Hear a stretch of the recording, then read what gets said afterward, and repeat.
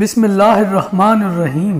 امام احمد بن حنبل، آپ کا نام احمد بن محمد بن حنبل بن اسد اور آپ کی کنیت ابو عبداللہ۔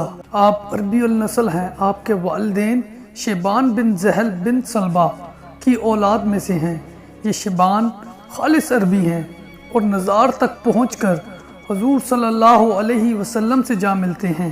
امام احمد بن حنبل رحمۃ اللہ علیہ بغداد میں پیدا ہوئے۔ بعض روایات کے مطابق مرو نامی مقام میں پیدا ہوئے اور حالت رضاعت میں بغداد لائے گئے۔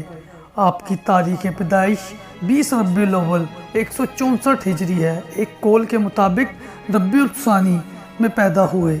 امام احمد بن حنبل رحمۃ اللہ علیہ یتیمی کی حالت میں پیدا ہوئے۔ اس طرح آپ حضور صلی اللہ علیہ وسلم کے ساتھ صرف نسبت میں ہی شریک نہیں بلکہ یتیمی میں بھی شریک ہیں۔ قدرت نے امام محمد احمد بن حنبل کے لیے علوم دینیہ کے حصول اور دین کے دفاع کو مقرر کر دیا تھا۔ امام احمد بن حنبل رحمۃ اللہ علیہ اپنے والد اور دادا کے مال کے وارث تو نہیں بنے، البتہ اپنے دادا کے شرف، نسب اور مقام و مرتبہ میں اپنے والد کے حب جہاد اور بہادری کے وارث بنے، کیونکہ ان کے والد محمد بن حنبل میدان جہاد میں شہید ہوئے اور ان کے دادا حنبل بن بلال امویوں کے دور میں سرکس کے حکمران رہے تھے۔ امام احمد بن حنبل رحمۃ اللہ علیہ نے علم کے اصول کے لیے بہت سی جگہوں کا سفر کیا: بصرہ، کوفہ، مکہ، یمن، طرطوس، واسط، رقہ، ابادان، مصر اور الرا۔ امام احمد بن حنبل رحمۃ اللہ علیہ کو جن علوم پر عبور حاصل تھا، علم اللغت، علم حدیث، علم فقہ، علم الکلام، امام احمد رحمۃ اللہ علیہ کے شیوخ مدرجہ ذیل ہیں: سفیان بن عینیہ، ابراہیم بن سعد، ہیثم بن بشر، یحییٰ بن آدم، یحییٰ بن سعید، ولید بن مسلم، امام شافعی، قاضی ابو یوسف، وکیع بن جراح، اسماعیل بن علی، علی بن ہاشم، معتمر بن سلمان، ابن نمیر، عبد الرحمن بن مہدی، یزید بن ہارون، عبد الرزاق بن حمام الصعانی، محمد بن جعفر، یحییٰ بن سعید اموی۔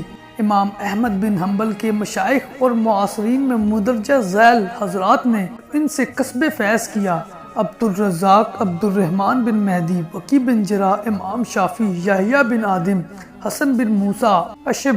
امام احمد بن حنبل کے تلامذہ میں اصحاب کتب صحاح ستہ کے علاوہ مدرجہ ذیل اسماء ملتے ہیں: علی بن المدینی، یحییٰ بن معین، رحیم شامی، احمد بن ابی الحواری، احمد بن صالح مصری۔ آپ نے امام احمد بن حنبل رحمۃ اللہ علیہ اپنی جوانی کی ابتدا ہی میں علوم حدیث کی طلب میں مگن ہو گئے تھے، اور یہ ان کے لیے کوئی انوکھی بات نہ تھی، بلکہ انہوں نے علمی عروج اور ایک پڑھے لکھے معاشرے میں آنکھ کھولی تھی اور ان علماء سے کسب فیض کیا تھا جو احادیث نبوی صلی اللہ علیہ وسلم اور آثار صحابہ و تابعین کو جمع کرنے میں مصروف تھے۔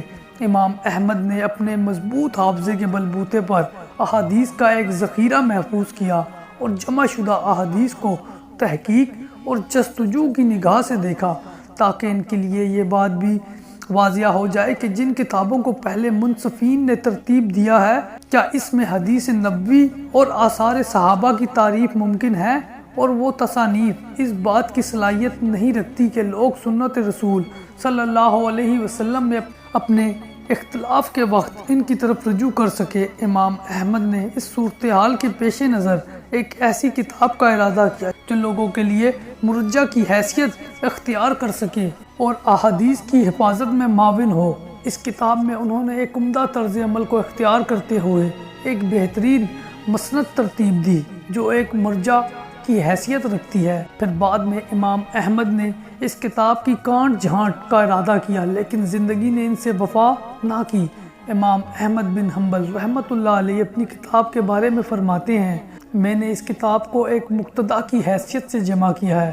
جب لوگ سنت رسول صلی اللہ علیہ وسلم میں اختلاف کریں گے تو اس کی طرف رجوع کریں گے۔ حافظ ابو موسیٰ مدینی رحمۃ اللہ علیہ اس کتاب کے بارے میں فرماتے ہیں: یہ مسند ایک اصل کبیر اور بااعتماد مرجع ہے جو اصحاب حدیث کے نزدیک ایک انتہائی اہمیت کی حامل ہے۔ اس کتاب میں بہت سی احادیث اور بے شمار اقوال کو جمع کر کے اسے ایک عام اور مقتدی کی حیثیت عطا کی گئی ہے۔ یہ کتاب باہمی تنازع کی صورت میں مرجع بننے کی صلاحیت بھی رکھتی ہے۔